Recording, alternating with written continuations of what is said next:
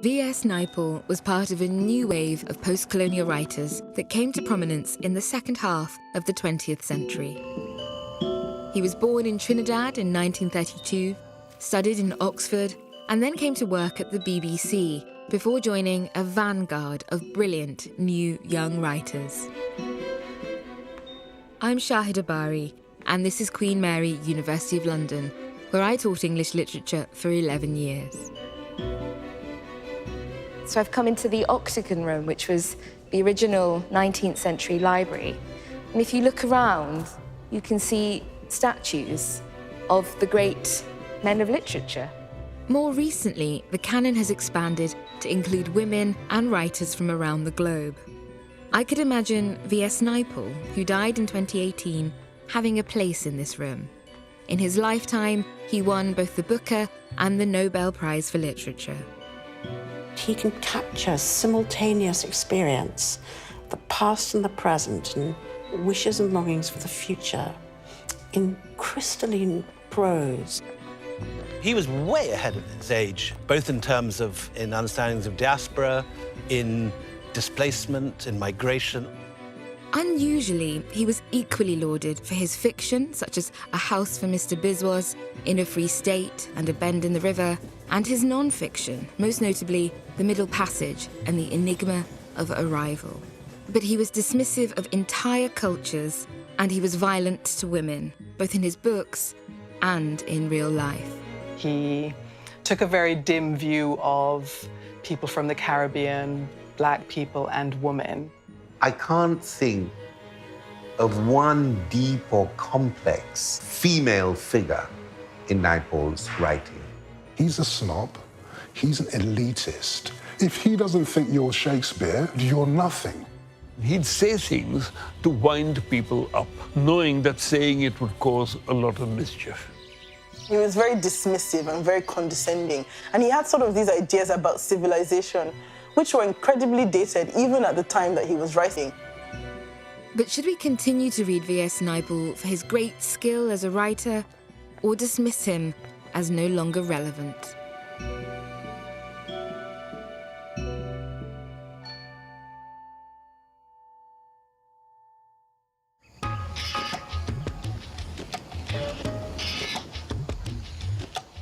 In 1932, V.S. Naipaul was born in Trinidad in the Caribbean, a British colony.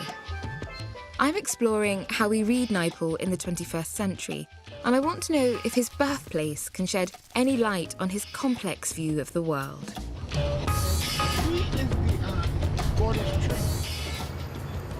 About 20 minutes drive from Port of Spain is the town of Chaguanas, and in Chaguanas is the Lion House, otherwise known as Hanuman House, in Naipaul's novel A House for Mr. Biswas. It's the home of Pundit Kapildeo, Naipaul's grandfather, who arrived here in 1894 as an indentured Indian labourer.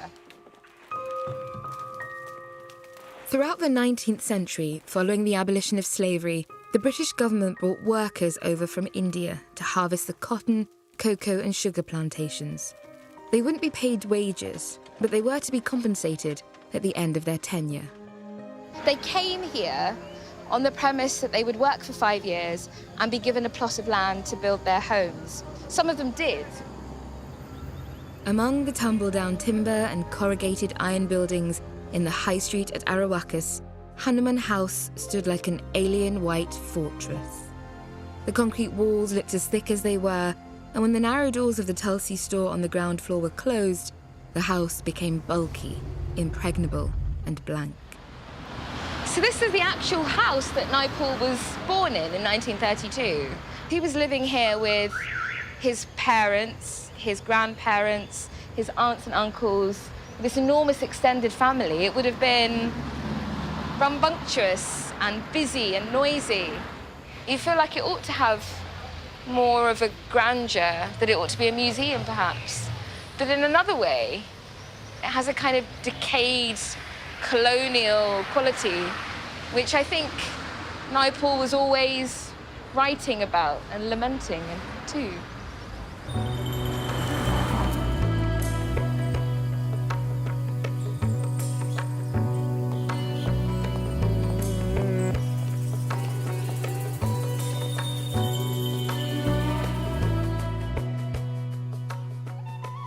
I was the last of the Naipauls born in the Lion House, yes. How many of you were there? We were 5. I was the baby. Kamla was the eldest. 2 years after, Vidya was born, and then was Sati, Meera, and then there was I. 7 years after me, Shiva. 7 years after him, my baby sister, Nalini. We were part of an extended family that was always somewhere near, somewhere around us. What was your father like? Because it strikes me that he must have been a considerable influence on Vidya and you. My father had got a permanent job with the Trinidad Guardian, and he liked reading. So we grew up in a house of books, and the background music was a typewriter. How did it work? Was Vidya very scholarly? Was he studying hard and... We always considered him very clever, always doing very well, always excelling, always bringing pride to the family in his achievements. None of us could match him. He moved like a comet through the secondary school. He wanted nothing to come in the way of his work. And during those years, he had very little time for us. One half of the dining table had his books, and the other half had the tablecloth, and we ate on that. And every day we had our meals together. My father sat with his back to the kitchen, and my mother gave us our meals. What was Vidya's temperament? Whereas Shiva, you could hug him all the time. Vidya was never like that. He was rather stricter. We all knew when he lost his temper, it would be like the geyser or worse than that going up. He would flare up for wrong change, a bit of rudeness, bad language. I'm getting a picture of a young man who was privileged in one way, with a family who doted on him, but who saw himself as living in a backwater of the British Empire, a remote colony, far away from the real action.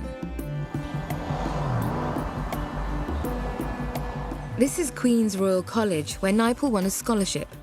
Here he received a typical elite British education.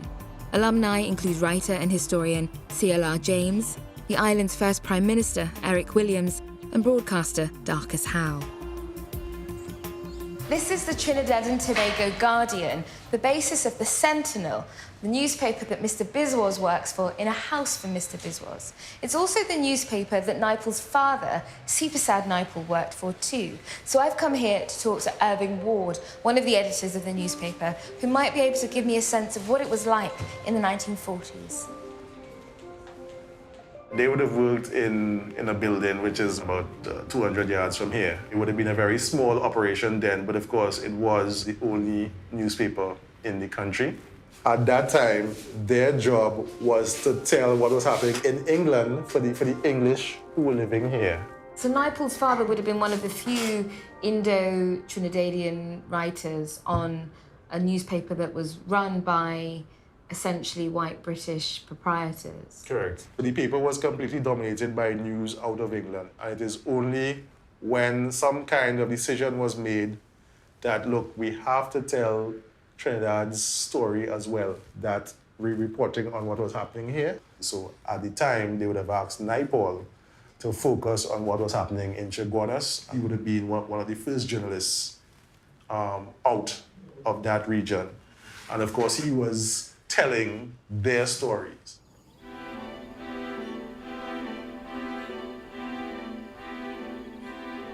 To walk in through his own front gate, to bar entry to whoever he wished, to close his doors and windows every night, to hear no noises except those of his family. He found himself in his own house, on his own half lot of land, his own portion of the earth. That he should have been responsible for this seemed to him, in these last months, stupendous. The early novels about Trinidad, what is it about those novels that captures something true about this place? It exists at the level of the characters who inhabit his world. All those people are recognizable Trinidadian individuals and types. If you read Miguel Street, it's affection, it's tolerance, it's amusement, it's not contempt. But later on, he's quite contemptuous. He knows Trinidad very well. And he's always writing about Trinidad. Even when he thinks he's writing about Africa, he's writing about Trinidad. He's obsessed with it. But he has one view of Trinidad as a place of doom and death and destruction. But he has another view of Trinidad from a writer's point of view. This land is gold. How does Trinidad feel about him, do you think, in turn? Ordinary people are very pleased that we have a great writer. Black intellectuals have a different thing about him. They are quite offended about some of his descriptions of African people and some of the attitudes he expresses about their politics and so on. But I would say that, all in all, Trinidad has respect for the fact that one of our writers won the Nobel Prize for Literature. That has impressed everybody. Even if they hate him, they still feel that is something to be proud of.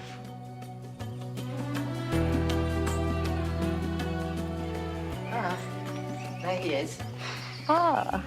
Hi, Mel. Hello, Mel. You knew Vidya quite well? Yes, quite well. How did you know him? Through Queen's Royal College. Ah. But he was top of the class. Yeah. Did he love Trinidad? Was there affection for the island? He felt in Trinidad he would be trapped. He might not escape. So although he longed for the color and the vegetation, he found it difficult to settle down. He always complained of the noises. He found it all distracting. He always was so smart, so clever, doing things so quickly that he put us in awe. And he put us to shame. And from the time he was small, and as he grew up, he became more and more complex.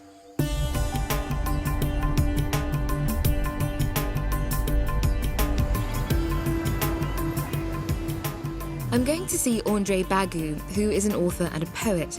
He's part of the new generation of Trinidadian writers wrestling with the complex legacy of their island's most famous son.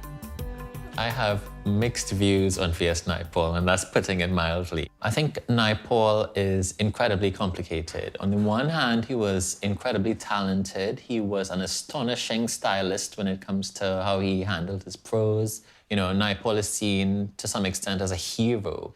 On the other hand, you know, I think he, to some extent, failed as a human being. There's a kind of a snare, and there's this feeling of a disposition or a tone that is very condescending in Naipaul, and it's very worrying because it veers off into racist, homophobic, misogynistic territory. I became really, you know, concerned about how he depicted gay characters. These characters would normally be very flat, be very stereotypical, and they would often always come to bad ends. You know, Alan from the Enigma of Arrival, he, you know, kills himself with pills. And then you had Leonard Side in Away in the World, who's a baker and a florist, who just suddenly falls ill. In A Free State has Bobby, who is, you know, mutilated and his wrist is broken. You know, one of the things we look for in literature, we look to see the world and we look to see our place in the world and understand that place. And I felt as though Naipaul was perpetuating a very negative kind of trope.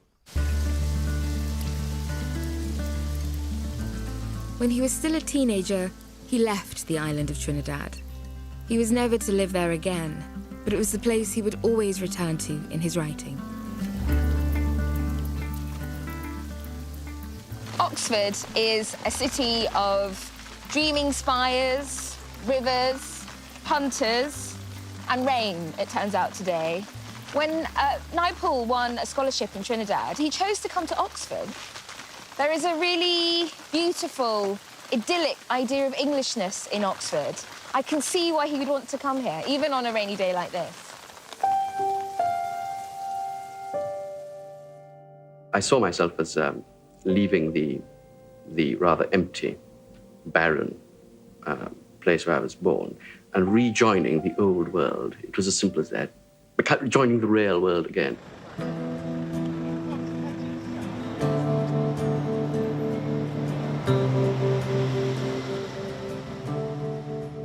This is University College, where Naipaul was a student in 1950. He came here to study literature. It's Percy Bysshe Shelley, the Romantic poet's old college. When he arrived here, he seems to have thrown himself into the intellectual world. He joined an intellectual society called the Martlets.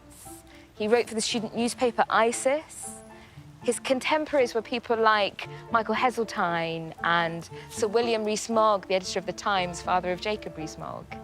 And in his second year, he moved into rooms that once belonged to a woman called Margaret Roberts, who turned out to be Margaret Thatcher, eventually, someone he would become rather good friends with. Diran Adebayo studied at Oxford too. He's a novelist and a lecturer at Kingston University. Would he have felt like he was entering into the heart of the establishment at Oxford, or would he have felt the difference of being a Trinidadian outsider? I think Naipaul, to some degree, would have seen himself perhaps as an Englishman, to some degree, returning, coming home. Naipaul always knew that, he wanted to be a great writer. And I think for people like Naipaul, almost England and European writing was almost the essence of writing. You had to somehow do Europe and do Oxford and those places as part of your maturation towards being a great writer, because it's this the fount of a great civilization. But in reality, his education in England would prove to be a huge disappointment. I did a very foolish course at Oxford. I did English. It's not a real discipline. The bits of it I liked were the development of the language. The rest, it's just reading these texts. And a boy of 20 doesn't have the experience to appreciate great writing. So it was a bad time. It was a bad time. Oxford would have been predominantly white and rich, and he was really neither of those. He was somebody who'd always been a bit of an outsider, and I'm sure that Oxford might have reinforced that sense of, when am I finally going to be in the centre and be accepted and all the rest? At Oxford, Naipaul met and eventually married fellow student Patricia Hale, a relationship that would last 40 years. In those early days, she seemed to anchor him at what felt like a turbulent time, far from home and unable to find his place in society. That feeling of ambivalence towards Trinidad and alienation from Englishness would come to define his writing. I've been invited to attend a Naipaul seminar run by Anki Mukherjee, Professor of English and World Literatures at Wadham College, Oxford. I was reading a letter that he writes to his sister Kamla, and he says, I feel like I'm in a tunnel and both ends of the tunnel are blocked off. And I think he means that Trinidad is now very far away to him, and also that this entryway into England also feels like it's blocked to him. Learning itself is a very fraught exercise in Naipaul's writing. In Mimic Men, this idea of mimicry. So to be educated is to become counterfeit. That's definitely something we can take away as his attitude toward colonial education, of which Oxford would have been a symptom. One of the lines from Mimic Men, we pretended to be real, to be learning, to be preparing ourselves for life. We mimic men of the new world. It's kind of really resonates with me. I'm sure as he came to Oxford, which is the so-called old world, as a mimic man of the new world, but who also is carrying with him these phantasmal memories of another old world, which is India. It's not lived experience. Belonging and not belonging, being able to travel anywhere and yet not being wholly connected to one place, are themes Naipaul returns to in his work again and again.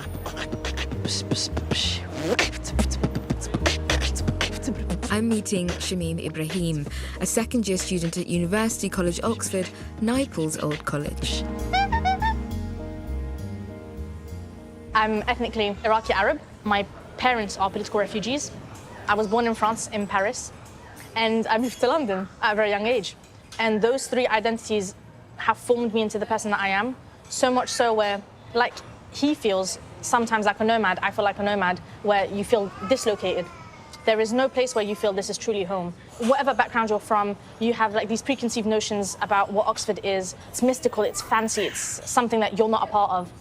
And so for me, the beauty in it is that academically it's the thing that I've always wanted, but it was challenging, to say the least. I have been so aware that I go to like a university that has this history of not being open for people like me, that my day-to-day experience there is kind of recalibrating. I'm part of the establishment now, so do I accept all the opportunities that come with it? It's a fight, I'm not gonna lie, it's a fight, and that is part of the conversation when it comes to Naipaul's controversy, which is, of course, he would win a Nobel Prize or a Man Booker, because if you rescind your background or call it inferior, the establishment will like you more, and it reinforces this thing which is, we are developed, they are not. And so perhaps that's why he was kind of accepted into the establishment, because he also perpetuated those ideas inside his books.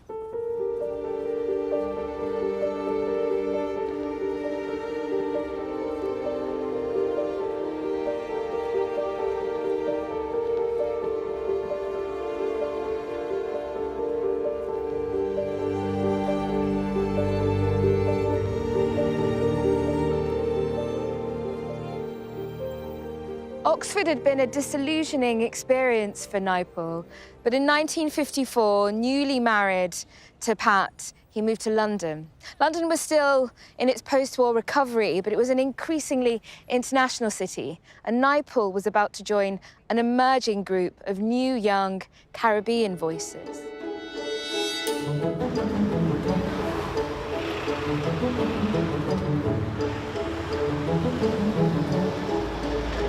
I'm Shahida Bari, and you're listening to Free Thinking on BBC Radio 3. This is Studio 70B in Old Broadcasting House, where I work quite often presenting radio programmes. It's not dissimilar, though, I imagine, from the studio in which Naipaul would have been recording when he started working on a programme called Caribbean Voices. This is Unum Boston introducing West Indians in Britain. First of all, here is Larry Constantine, the world-famous cricketer. Hello, everybody. This is Larry Constantine. For Naipaul, though, it was his great breakthrough. Pat was working as a school teacher in London, and Naipaul was working out how to be a writer. Here at the BBC, he was given a place to try and work out what it might mean to write from the world he came from. In the late 1950s, across from the BBC, over at the Langham Hotel, Naipaul wrote his first major work, Miguel Street. It was a collection of comedic short stories about his Caribbean hometown, Port of Spain. It was a critical and popular success. But as he was writing funny stories about home, his contemporaries were writing about the world being created by Britain's new arrivals. In the late 50s and 60s in Britain, it's a period which sees the sort of formation of the Notting Hill Carnival, the impact of Black American social movements. You've got the Black Panthers starting up in Britain, the famous Michael X figure. There seems to be a lot to be political about, of course, from a black point of view, but Naipaul is relatively sort of absent from these battles. Can you tell me a little bit more about the Black and Caribbean writers who were Naipaul's contemporaries? There was Sam Selvon. He was Indo-Trinidadian like Naipaul is. Both of them, come to Britain, work at the BBC, but Selvon seemed to engage much more with the wider communities that he belonged to. Trinidad's African as well as Indian tradition and heritage. He had no problem with embracing both. Sam Selvon's The Lonely Londoners comes out in 1956, and it's interesting how it's so engaged with the life of these new Caribbean migrants to Britain. It takes its energy from the Caribbean demotic and the London vernacular. So Selvon is engaged with the sounds of his community, with their pleasures, liming, music, whereas Naipaul doesn't really seem to forge very strong connections with his Caribbean fellow sort of exiles or immigrants to Britain. And over time, he seems to move more and more away from his Caribbean associations. By the early 70s, when he's described by his publisher as a Caribbean writer, he gets the manuscript, I think it's to Guerrillas, pulled from the publisher. He doesn't want to be called a Caribbean writer. And by the time the Nobel citation comes out in 2001, he's now a British writer, And that, I'm sure, is the appellation that he most wanted.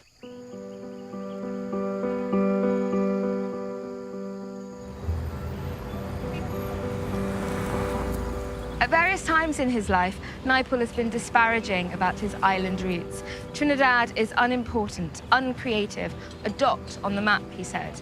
Nothing was ever created in the West Indies, he declared. No wonder Trinidadians have mixed feelings about him. The St. Lucian poet Derek Walcott mocked him, calling him V.S. Nightfall. You spit on your people, he said. If you come from kind of cultural emptiness, such as I come from, coming from Trinidad, and you're a writer, you're very privileged in one way, because you have this great emptiness to define, to start from. So one had so many things to try to understand. One's own Indian background, the slave background, the New World, Europe, which gave one language and the studies one was doing at school. So one was driven to this idea of exploration in that way, yes. Cultural exploration. In 1960, Eric Williams, the first Prime Minister of independent Trinidad, asked Naipaul to revisit the Caribbean and write about what he saw. The resulting book, The Middle Passage, Impressions of 5 Colonial Societies, was not at all well received and was largely ignored on the island. Shall he, like the West Indian historians who can only now begin to face their history, be icily detached and tell the story of the slave trade as if it were just another aspect of mercantilism? The history of the islands can never be satisfactorily told. Brutality is not the only difficulty. History is built around achievement and creation, and nothing was created in the West Indies. The Middle Passage, which was one of his earliest pieces of nonfiction, starts with this really remarkable description of a group of passengers that he is taking a journey with on a ship. And he's at great pains to point out that he's in first class and they're in tourist class.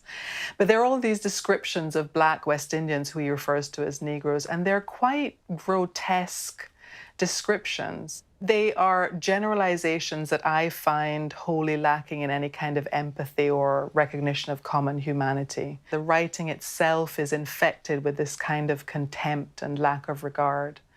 I find it really disappointing, but more importantly, as a West Indian person myself, I found it very off-putting during my early exposure to his work.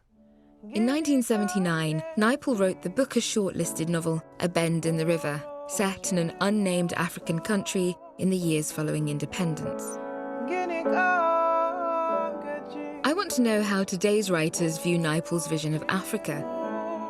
Chibundu Unuzo is the author of the novel Welcome to Lagos.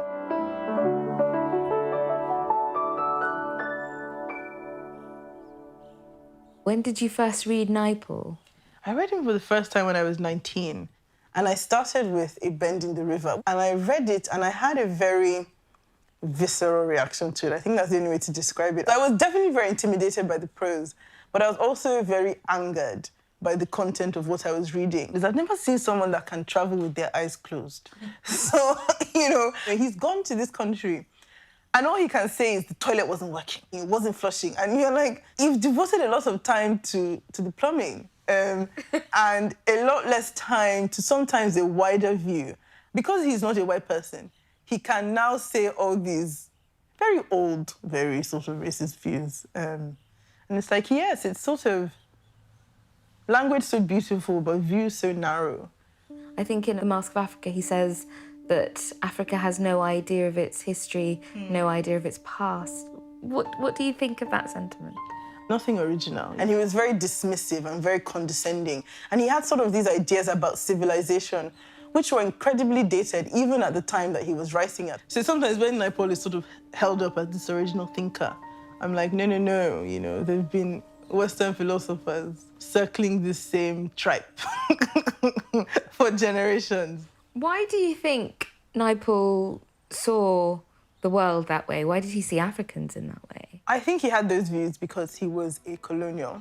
This idea of looking down on your culture because there has been a concerted effort by the imperial system to make you think of your culture as inferior, to make you think of your ideas, of your music, of your dance as savage, you needing another 20 generations to finally be advanced as the white man. All of this is propaganda. Naipaul only absorbed all those colonial messages, and he never had the chance to decolonize his mind. Once you've been the propaganda, that's just the first step, actually, because decolonizing your mind is a process. You then need to start relearning and start almost sort of teaching yourself how to walk.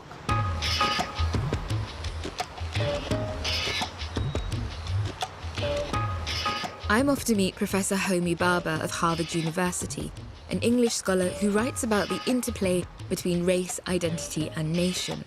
He's been studying Naipaul for over 40 years. When did you first read Naipaul and how did you feel about him? I think I must have first read Naipaul when I was at Bombay University. I feel that he is a master craftsman. He has a great sense of linguistic tact, whereas he has no tact at all politically. The measure of the writing at a technical level is remarkable. The affect of the writing is crazy. Well, that contradiction is extremely powerful. Every time he makes diminishing or demeaning comments based on a man's racial or ethnic provenance, he's working something out about himself. He is seeing himself in a mirror too. There is anger and there is guilt. There is identification and there is alienation. There is that moment in the Enigma of Arrival, where he's on a ship and they bring a black man in and say, he might have to share the cabin with you.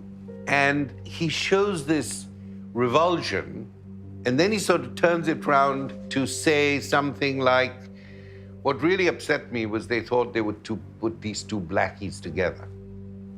Doesn't use the word blackies or whatever, but effectively that's what he's saying. There is the recognition that they share something, that there is a kinship, and then there is a revulsion. There is this personal sense of not wanting to be identified as a black person, because that's what colonialism did. That's what racism does. Naipaul's personal life was also becoming complicated when in the 1970s he embarked on what was to be a 24-year-long affair with Margaret Gooding. In his authorised biography, The World Is What It Is, written by Patrick French, Naipaul confessed to beating and abusing her. The affair ended shortly after his wife's death. By then, he'd met Nadira Khanum Alvi, a journalist. They married 2 months later. Now, as the Me Too movement publicly reckons with violence against women, the question is, should we continue to read Naipaul's work, knowing what we do about his private life? Actor Peter Eyre was one of Naipaul's long-term friends. Did you get to know Pat? What was their relationship like? No, I knew Pat very well. She was rather quiet, but she was a very, very sweet woman. She was private, I would say, and rather self-contained and possibly troubled, I don't know. Can I ask you about Margaret? Did you ever get to meet Margaret or have a sense of her place in his life? I did meet her once. She was a sort of handsome, warm person. We all went out to dinner, and it was sort of a failure. We never ever referred to it again. He didn't like that situation. Maybe because I knew his wife so well, or anyway, he was a very private person. It does sound like it was complicated. But then Lady Nadira, she seems to have had a different effect on him. Well, she's a completely different sort of person. Nadia is energetic, passionate, funny, huge amount of energy. She completely changed his life and made his life very, very happy. She's a wonderful woman. What are your fondest memories of him? I remember him as this very engaging person. He always attended to you in a kind of way that spoke of friendship or love. The press write about him being sort of a kind of difficult, cantankerous monster. That's not the video I ever knew. I remember once he began to talk about his father, and suddenly he began to cry. You know, he was a very empathetic man. He was terribly funny. I mean, when you spent an evening with him, or lunch or whatever you did, you laughed most of the time. When I first knew him, he was very, very proud of his body. And I remember going once to lunch at his house. He sort of took off his jacket and he said, my stomach's completely flat. You know, he used to do exercises and things like that, but I think you know, that stopped when he got older. The thing that really puzzles me about Naipaul is why he's so truthful, why he says in that interview to the New Yorker that he is a great prostitute man, why he's so candid about his opinions about Africa. Well, I think if you've read his books, you know that the thing that he's most interested in is the truth. And he's very truthful about everything. He was a very honest man, and he was a very honest writer. And I think that when you're talking about an artist, it's rather absurd to sort of list their various failings as a person. I think you have to accept that artists are very, very complicated people. A writer like Naipaul, in his writing, is a witness for the truth. And that's... Can you take it? Can you take the truth? If you can't, read somebody else. Take care. Whatever the truth, there are difficult moral questions to ask about Naipaul's relationship with the women in his real life. But in his novels too, his female characters are often marginalised and demeaned. So what does the aggression towards women in his books tell us about Naipaul the man? I think I am most distressed by the abuse of women. The portrayal of women is often demeaning and shallow. I can't think of one deep or complex female figure in Naipaul's writing. The representation of women as prostitutes, for instance, in The Mimic Men, you know, the Spanish prostitute whose entire body turns into some kind of inflated jello. And he takes this sort of pleasure in the ugliness of the body while taking his pleasure the way he cannot deal with women, and yet he needs women, makes me very uncomfortable. Naipaul was appalling about women. He despised female writers, and he would have been, and he undermined many of the female characters in his books. I'm not looking to Naipaul for any great insights into his female characters. I'm not looking to Naipaul to represent myself or to represent the women he's writing about in ways that honor any kind of subjectivity in his female characters or any kind of complexity. He felt that he was the main subject. I came to Naipaul as a teenager. I found that I couldn't quite get on with his work. He took a very dim view of people from the Caribbean, Black people and women, you know, the three pillars of my identity. To read him is to receive the message that, you know, people like me are not worth very much or might not amount to very much. I'm frustrated at the idea that Naipaul's words might have come to the attention of any young women who are aspiring writers at the moment, and how off-putting that might have been. I mean, the story that everyone knows is the account he gave to his biographer about the horrible violence he inflicted on his mistress and also the horrible abuse that his wife endured during their marriage. It's certainly true that good art can be made by bad people, but the question is whether good art can say bad things. So if the artist and the art, if the effect of the combination of the two is to hurt other people, then I think we're outside of the territory of joking, and we've got to look a bit more seriously at whether that's a legacy that should be accepted without challenge or question.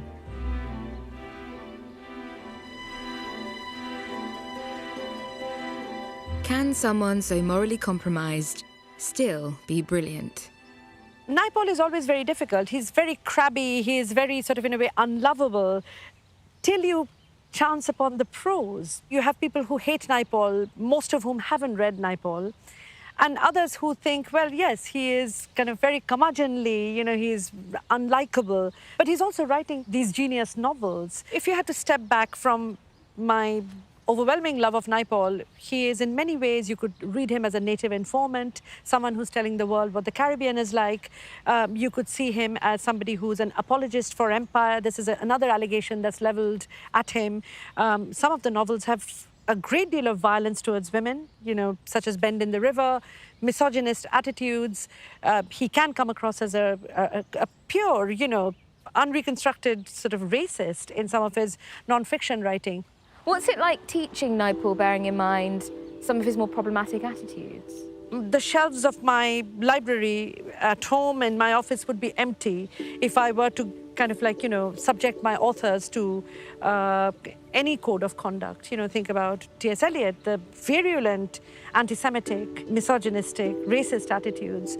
Charles Dickens, he goes into a genocidal rage and says all Indians should be killed. We don't need to see Naipaul as kind of, in a way, the subject presumed to know about history and politics. But how is he as an author? Is the misogyny in the novels making us misogynistic, or is it asking us to turn our excoriating critique on the misogyny? And I would say the second is the answer. These are deeply, deeply flawed characters that he's portraying. So no, they're not, don't be reading this for moral edification. Prepare to be disturbed. And I do think, however young, students have the right to be disturbed at university. I do think it's a very self-knowing, self-aware position that he takes in the novels. But this is the way in which he approximates reality or realism. This is the realism he's writing about. And some of it is deeply sort of difficult to read.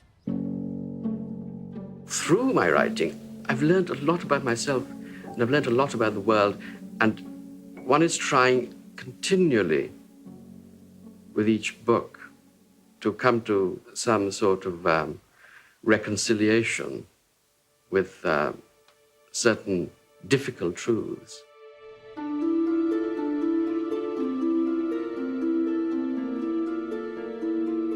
Naipaul was a very complex, contradictory character. And a huge part of the puzzle, I think, is the fact that he was abused as a child in Trinidad.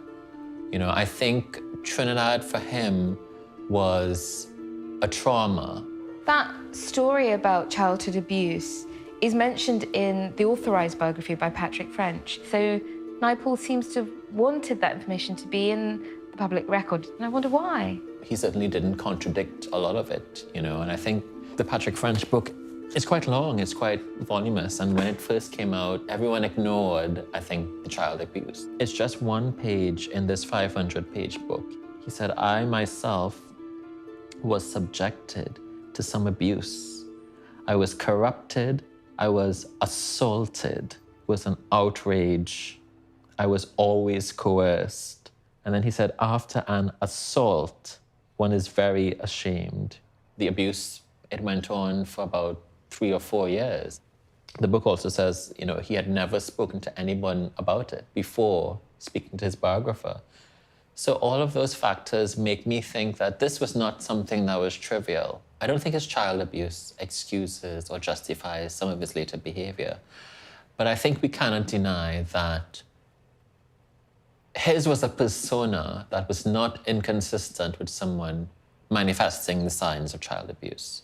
He was undoubtedly very complicated. We like to say how much we hate him, and we like to say how much we love him at the same time, and we like to talk about how contradictory that is. But something that could explain all of his contradictory qualities has been ignored.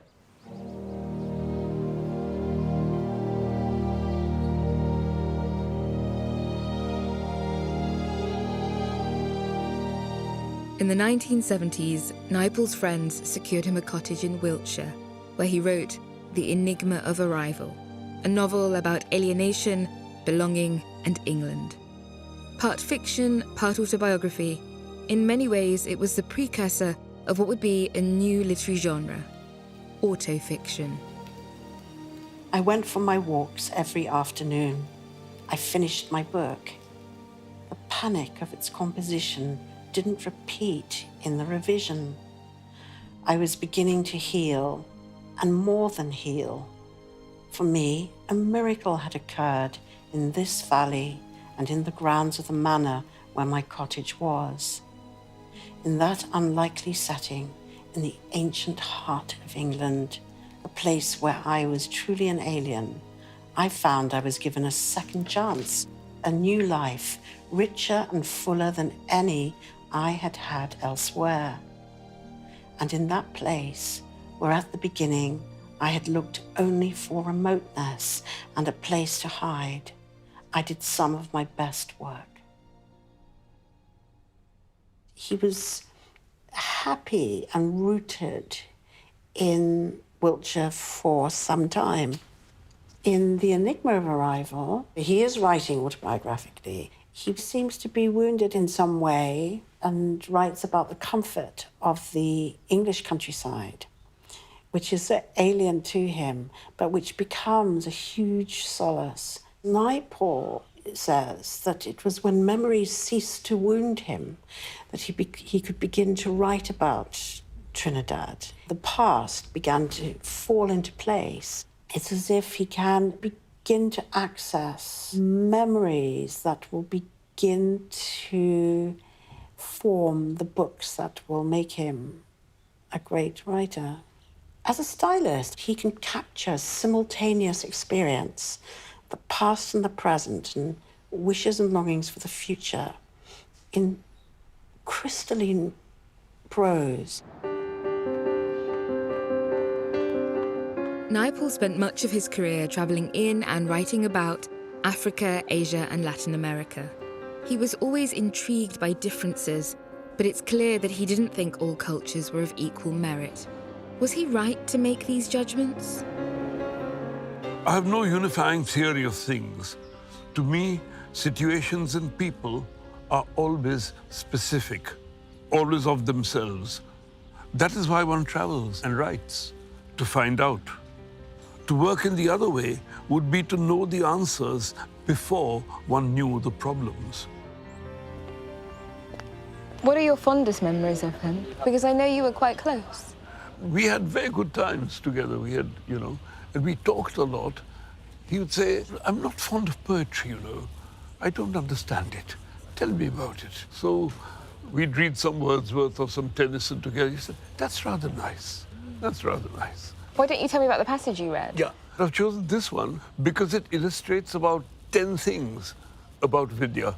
When he says, I've given this talk the title of Our Universal Civilization, it's very clear that what he means in all his output, that all human beings should be judged by the same ethical standard. Vidya has always followed the idea that he has no nation to belong to, so he can go anywhere in the world and write what he thinks about what he sees. Some people might understand that as equalizing, but I could also imagine how somebody might think that it's intolerant. I don't think it's a fair accusation. He was genuinely acerbic about certain things, but I don't think he was a racist. He's seeing things exactly as they are. An area of darkness said all sorts of things about Indians. He said they excrete anywhere in the streets, on the railway lines, in the fields, an unhygienic civilization in that sense. Vidya doesn't tolerate that. He had inherited a sense of Trinidadian mischief, and he'd say things to wind people up. I was doing an interview with him for the Literary Review, and he said, oh, women writers, women can't write, And obviously he doesn't believe that. But that statement was picked up by every newspaper in the world, and he enjoyed that. He loved the storm that he had provoked by saying that kind of thing. He would say anything. He'd say, I said, well, E.M. Forster wrote about India. He went there to bugger little boys, Thomas Hardy, unreadable.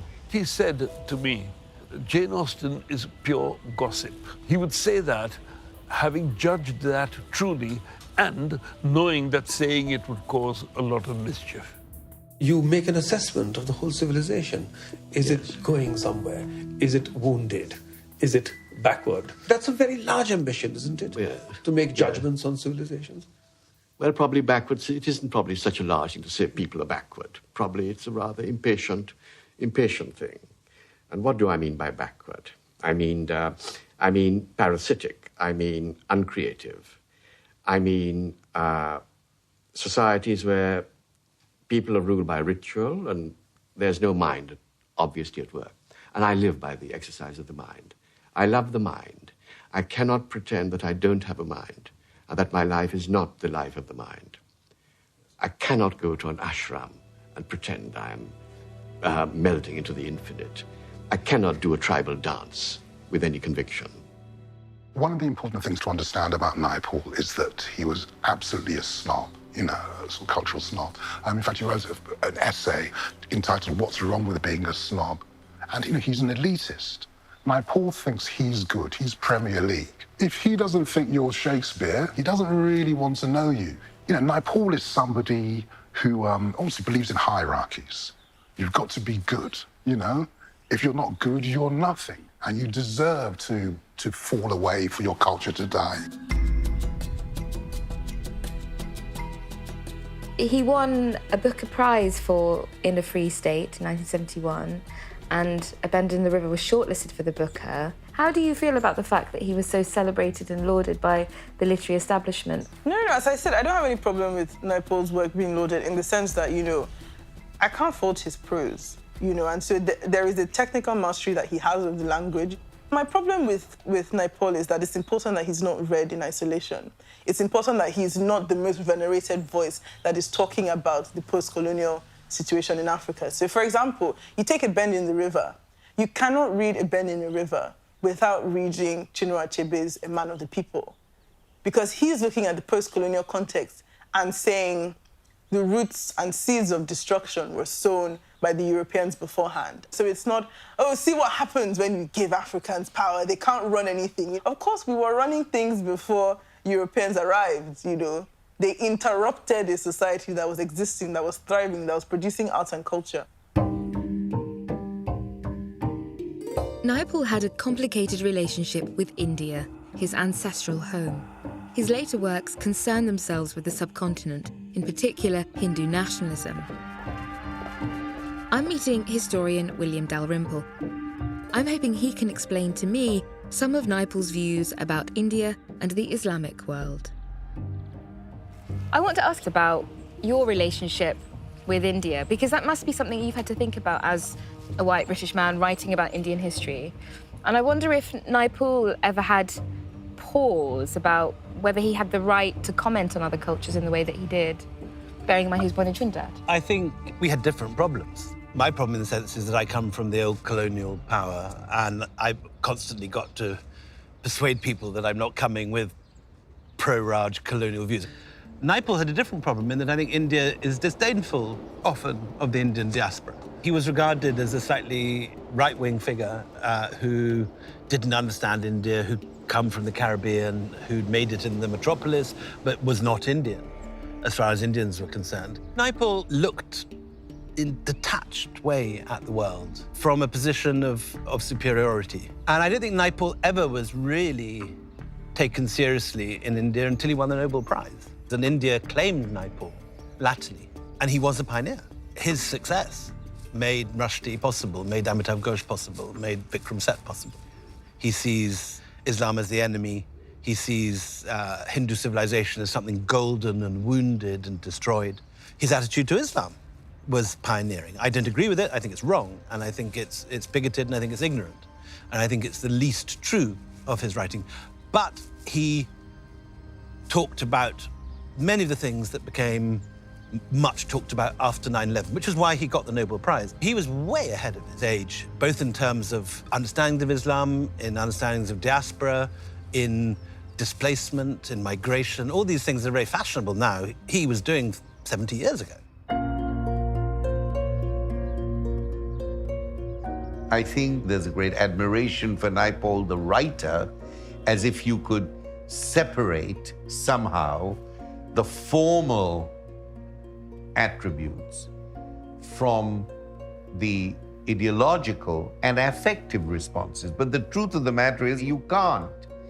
You know, you've got to take the rage as seriously as you take the writing. Without the hysteria, there wouldn't be the symmetry. It's a deeply contradictory predicament. Naipaul is the great writer of the ambivalences that exist. And sometimes they are appalling ambivalences in his work, but that's the mess that we're in.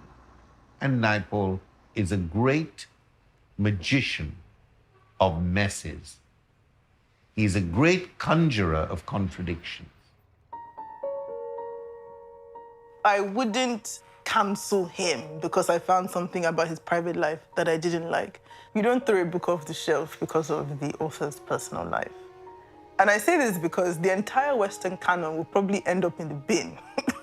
He shouldn't be thrown away, but his voice shouldn't be the preeminent, this idea of him as being the great man of post-colonial literature. No, no, no, no. That shelf needs to be drastically expanded. It's not enough just to say that black people are unhappy and therefore Naipaul is a bad person or has let black people down or is racist. He was so formed by the sort of Victorian and Edwardian writers that he would have absorbed at school.